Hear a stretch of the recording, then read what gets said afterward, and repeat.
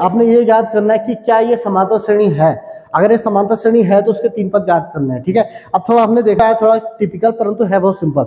इसमें भी आप वही चीज करेंगे, आप पहले इसके सारे सारवंतर निकालेंगे, ठीक है। इन दो के बीच का सारवंतर, इन दो के और इन दो के बीच का, अगर वो बराबर आ जाता है तो वो समांतर श्रेणी है, और अगर समांतर श्रेणी है तो फिर हम उसके अगले 3 पद याद करेंगे, ठीक है। तो पहले हम चेक करते हैं कि समांतर श्रेणी है या नहीं है। तो हम यहाँ पे निकालते हैं डी। तो डी कैसे निकालना है आपने, a2 माइनस a1। पहले तो आप ये निकालेंगे, तो a2 माइनस a1, फिर डी निकलेगा आपका a3 माइनस a2, ये भी बराबर होना चाहिए, और फिर a4 माइनस a3, ये भी बराबर होना चाहिए। तो देखते हैं क्या है, बराबर आ रहे हैं कि नहीं आ रहे हैं।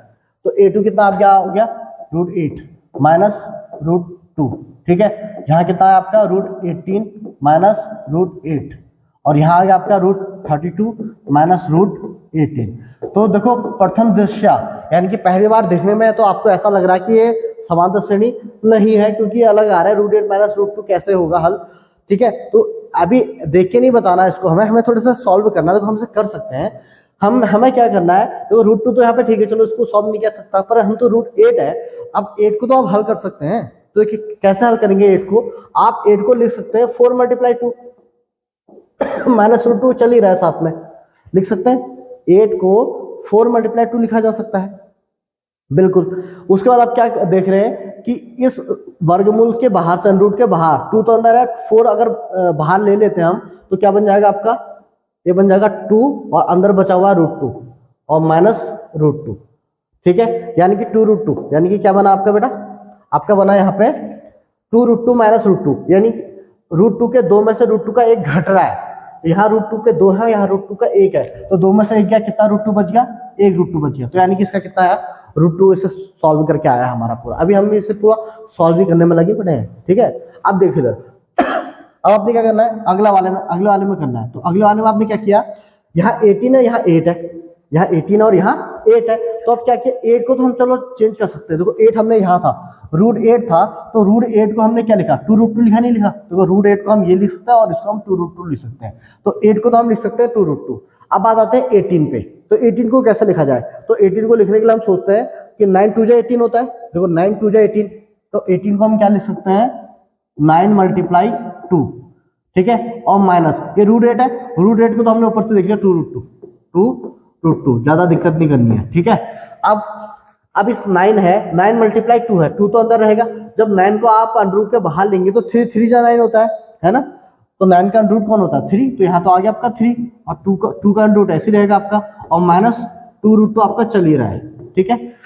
तो ये इसको लिख सकते हैं 3, ये 9 बाहर आ जाएगा तो 3 बन जाएगा, तो 3√2 हो जाए, क्योंकि √2 तो अंदर रहेगा ही, माइनस 2√2 ये है आपका। तो 3√2 में से 2√2 घट गया, 3 में से 2, 3√2 में से 2√2 घट गए, तो कितने बचे, 1√2 बचा आपका। तो यानी कि आपका √2 बचा है, क्लियर हो गया। तो यानी कि यहाँ पे डी और यहाँ पे डी तो आपका इक्वल आ चुका है, ठीक है। पर अभी ये नहीं कि बस चल देना है, अभी आपको तीसरा निकालना पड़ेगा, क्योंकि इसमें 1 2 3 4 पद है, तो 3 डी आपने निकालने ही है, तभी पता चल पाएगा। तो अब यहाँ पे देखिए, यहाँ पे भी ठीक है। अब ये √18 है ना, तो √18 को आपने क्या लिख सकते हैं, आप √18 को आप 3√2 लिख सकते हैं, नहीं लिख सकते, बिल्कुल लिख सकते हैं। तो इसकी वजह से √18 है, इसको आपने ये लिखा, फिर इसका आपको ये लिखा, तो यानी कि √18 तो 3√2 हो जाएगा। अब आता है 32 को हम लिखते हैं, तो 32 को हम क्या लिखे, तो 16 2 जा 32 होता है, तो यानी कि हम इसको लिख सकते हैं 16 × 2, 32 हो गया, माइनस √18 को आपने क्या लिखा, 3√2, ठीक है। फिर से वही बात, अब 16 है, तो 16 2 का रूट तो ऐसे रहेगा, 16 है, 16 रूट के बाहर आएगा तो 4 बन जाएगा, ठीक है। तो 4√2 ये हो गया, और पहले से कम बैठा हुआ है 3√2, तो अब 4√2 से 3√2 गया, कितना आ गया आपका, 2√2 आया। तो आपने देखा कि ये जो सवाल लग रहा था, कि देखने में ये लग रहा था कि ये बराबर नहीं होगा, पर जब हमने उसे हल किया, सॉल्व किया, तो हमारे जो डी है वो तीनों के तीनों कितने आ चुके हैं आपके, √2 और √2। तो इसका मतलब हम यह कह सकते हैं कि ये जो श्रेणी दी हुई है ये आपकी समांतर श्रेणी है, ठीक। इतना तो चलो ठीक है। अब बात आती है इसके बाद के, क्या करना है आपने, बाद के 3 पद और निकालने हैं। तो पहला पद, दूसरा पद, तीसरा, चौथा, पांचवा, छठा, 7वां पद निकालना है। तो अगर हम देखें इसे, तो अगर हम इसको ट्रिक से निकालना चाहें तो आप इसे कैसे निकालेंगे, इसका अगला पद,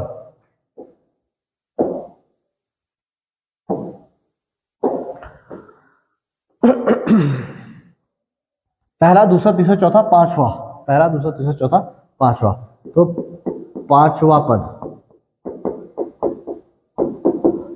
छठा पद और सातवां पद।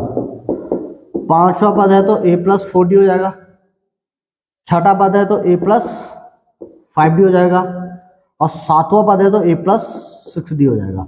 अब a भाई आपको पता है, बिल्कुल पता है, a आपका √2 है, तो √2 प्लस 4 ये हो गया आपका √2। d कितना है, d आपका √2 तो निकला है ना आपका, ठीक है। अब मल्टीप्लाई बीच में माना जाएगा, यहाँ भी √2 प्लस 5√2 क्लियर हो गया, √2 प्लस 6√2।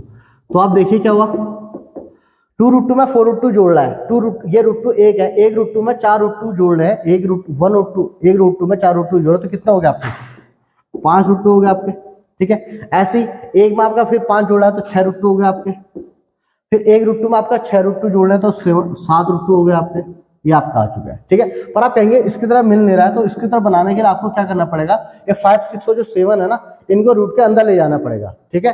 तो जब 5 है तो ये रूट के अंदर जाएगा, तो 2 तो पहले से बैठा हुआ है रूट के अंदर, ये रूट के अंदर जाएगा तो क्या बन के आएगा 25, ठीक है। और ये कितना हो गया आपका 50, 25 मल्टीप्लाई 2 कितना 50, तो इसका जो अगला पता आ जाएगा 50, क्लियर है।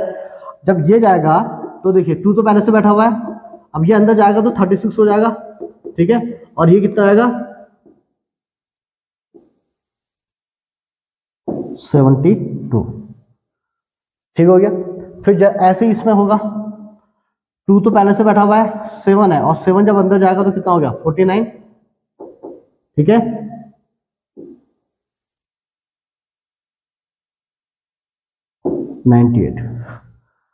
तो जो इसके अगले 3 पद है वो कितने आ चुके हैं आपके, √50, √72 और √98, ठीक है। तो वीडियो